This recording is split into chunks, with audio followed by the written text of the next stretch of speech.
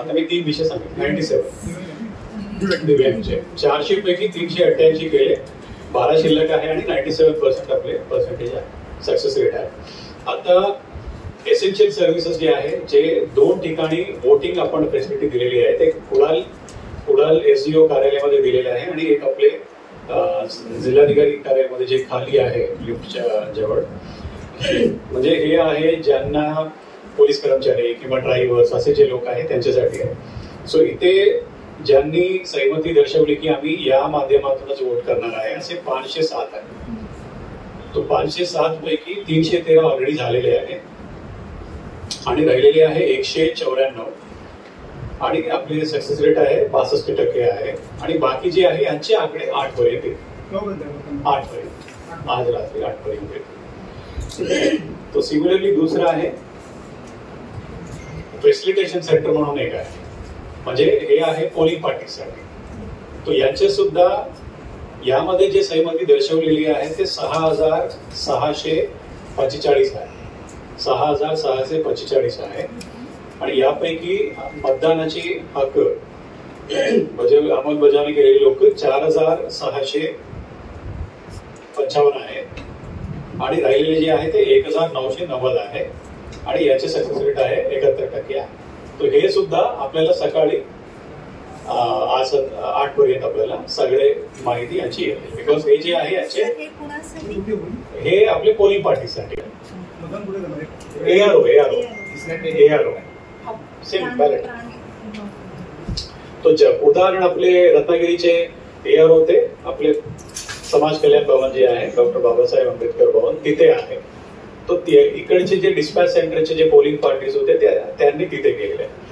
असा बाकी 5 ACs जे आहेत त्या ACsचे आपल्याला आज संध्याकाळीपर्यंत. सो ओव्हरऑल आपण बघितलं ETPBSचं 6% आहे, सिनियर सिटीजनच्या 94% आहे, दिव्यांगच्या 97% आहे, PVCच्या जे आज 8 पर्यंत येणार आहे ते 62% आहे आणि फॅसिलिटेशन सेंटरच्या जे आहे 6,645 पैकी 71% झालेले आहे. तर टोटल आपले असे जे वोटर्स आहे ते 11,259 आहे आणि यापैकी 7,909 लोकांनी ऑलरेडी मतदान केलेले आहे. ओके, या प्रक्रियेमध्ये सहभाग झालेले आहे आणि त्यांचे 7 मेच्या पूर्वी प्रक्रियामध्ये आलेले आहे. तो मागच्या वर्षी आपले सक्सेस रेट होता 0.34%. 0.34%. मला खात्री आहे की this will go up to 0.8% of the total, म्हणजे 11,300 आहे. त्यापैकी वाटते की 80 ते 90% जे आहे यामध्ये टर्नआउट होतं.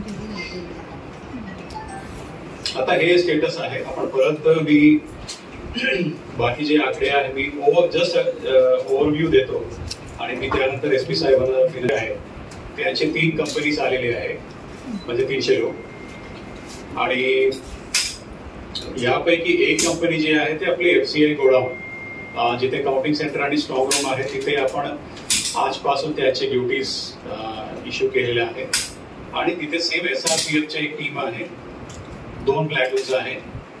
ते तिथे आजपासून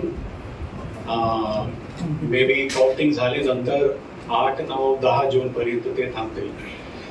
तो इथे 2 प्लॅटून्स आपण स्ट्रॉंग रूम प्रोटेक्शनसाठी दिलेले आहेत. आणि टोटल पोलिंग पर्सनलचा मी आकडा 8,588 सांगितलेला आहे.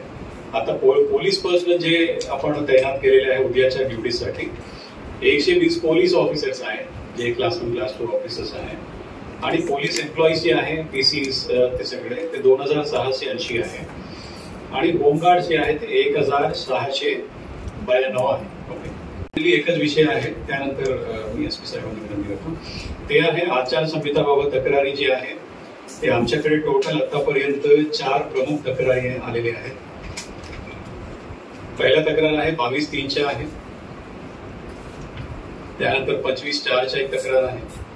त्यानंतर कालच्या एक आहे, म्हणजे 4 मेच्या एक आहे, म्हणजे 1 डे बिफोर.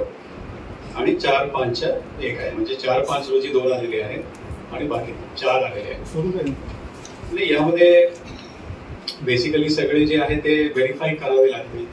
कंप्लेंट्स आहे आणि त्यांचे डिटेल्स मी इश्यू करतो, पण ते सगळे व्हेरीफाय करून एन्क्वायरी करूनच आम्ही त्यांचे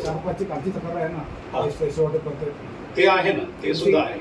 ते सुद्धा ऑलरेडी आम्ही MCC हेड्सना इश्यू केलेलं आहे पत्र आणि त्यांच्या मार्फत आम्ही कारवाईच्या इन्स्ट्रक्शन दिलेले आहे. काय आहे ते त्याचे एव्हिडन्सेस आणि बाकी सगळे तेच मी म्हणतो की त्याच्यासाठी आम्हाला एव्हिडन्सेस आणि ते सगळे लागतात. सो इमिडिएटली मी कॉमेंट करणार नाही, बट आम्हाला रिपोर्ट आले की